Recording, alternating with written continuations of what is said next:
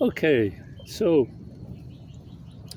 I got some hungry adult MEDAKA here. Now the question is, how big do fry have to be before they stand a chance of surviving in an adult MEDAKA tub without being eaten?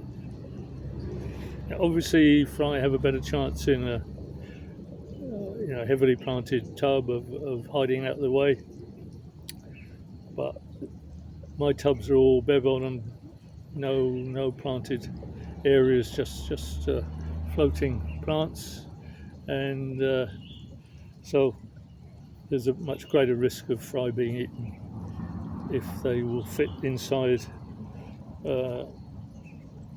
an adult MEDAKA's mouth. So, I mean, that's a question that always interested me. They'll say the standard answer seems to be the fry big enough to put with adults when they won't fit in the mouth of an adult.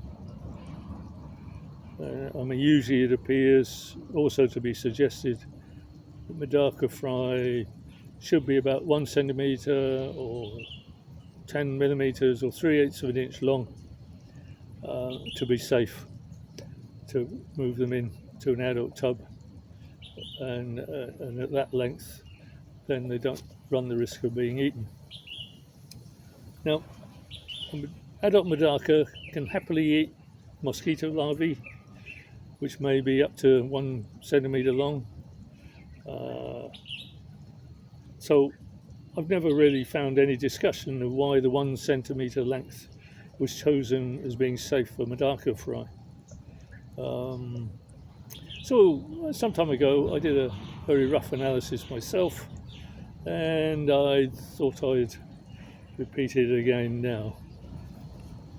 Now, Hikari, a Japanese company, they sell granular MEDAKA food, and they basically sell it in 3 different sizes.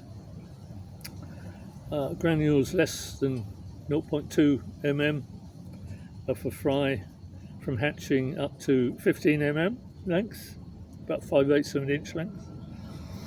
0.4 mm granules for juveniles from 15 mm up to 25 mm, which is about 5/8 of an inch to 1 inch, and 0.7 mm granules for adults, 25 mm or 1 inch and larger.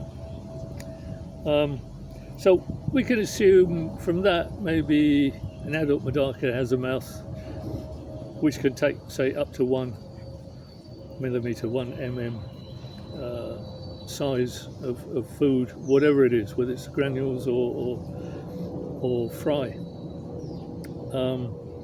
So also at the end of this, on this piece of paper, I've shown 1.5 millimetre granules and 2 millimetre granules, which I've used in the past for goldfish food.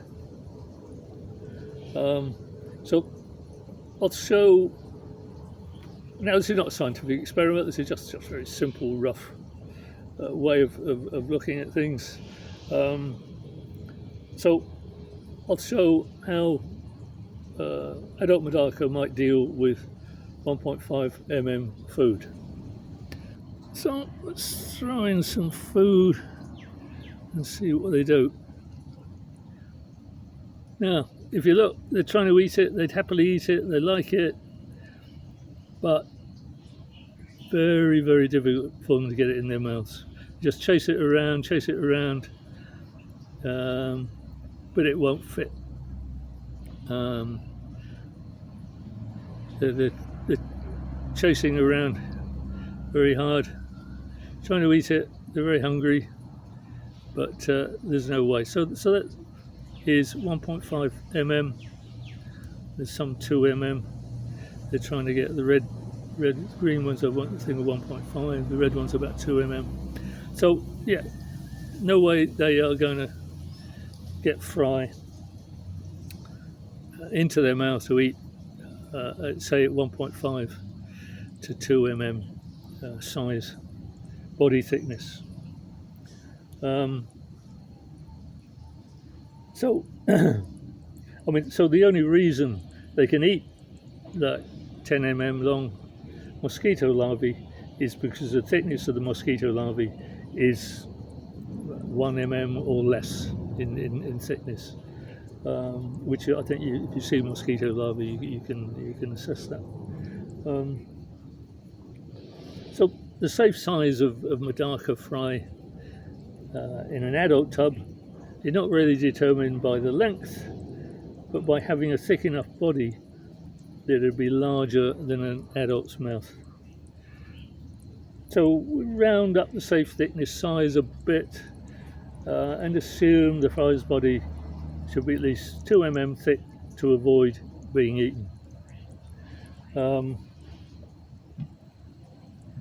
Now, to have a look at that, I've in fact got a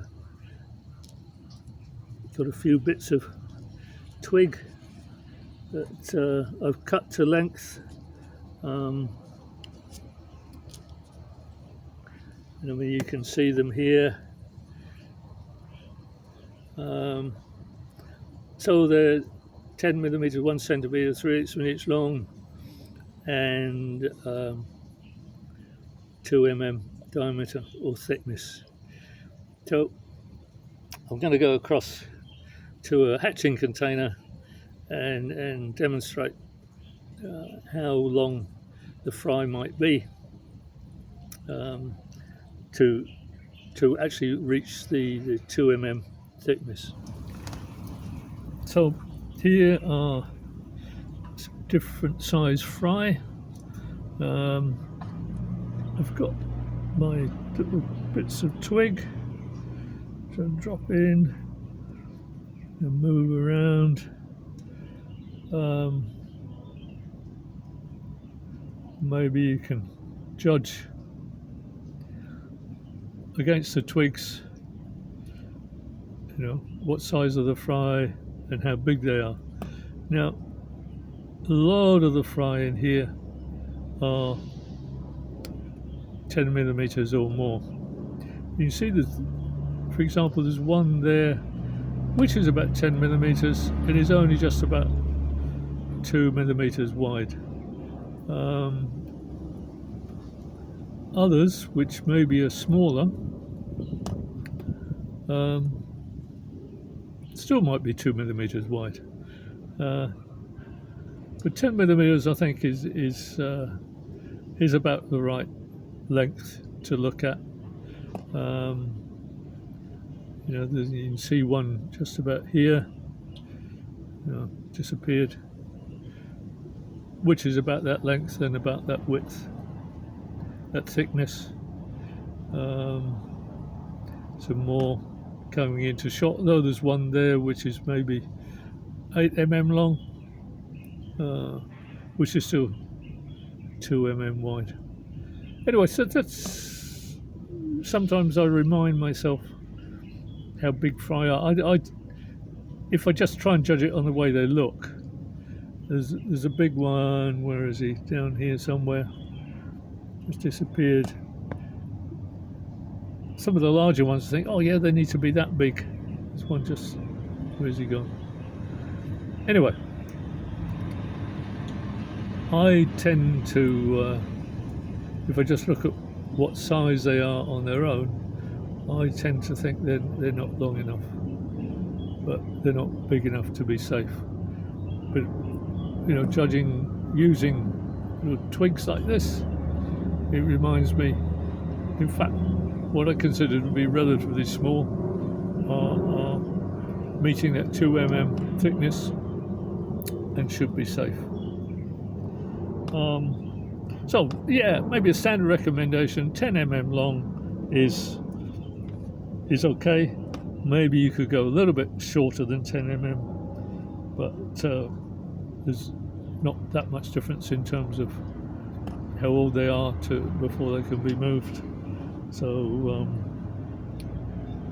I say I occasionally just put some twigs like this in a container remind myself how big fry have to be before I move them into an adult tank or tub. Okay,